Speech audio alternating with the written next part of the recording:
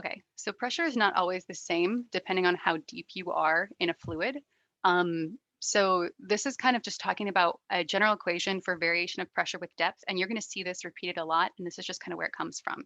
So imagine we just have some random block that's in a little mug of water, and it's some distance d below the surface, okay?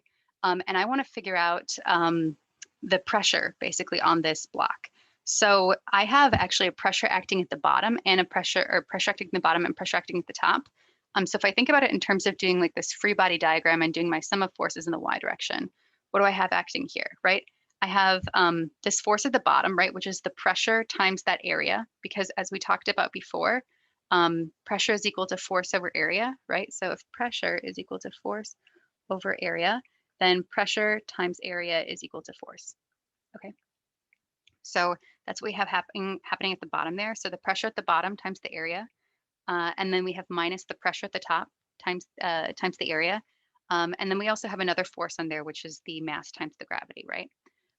So this is just kind of how we get this general expression that we see when we have two pressures acting on an object, and there's like a difference in terms of the depth.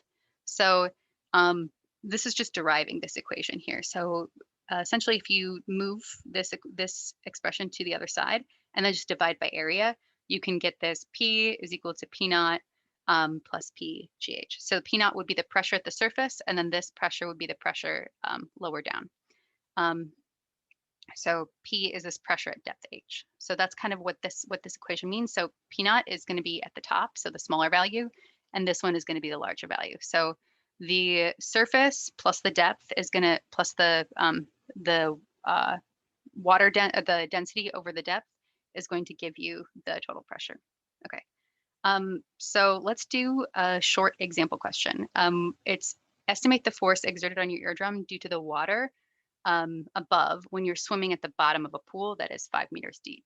So with everything we have right here, let's go ahead and do that question and give it a shot. So I will stop and give you guys a chance to sort of try this one on your own, what you know so far, and then I will go over the solution.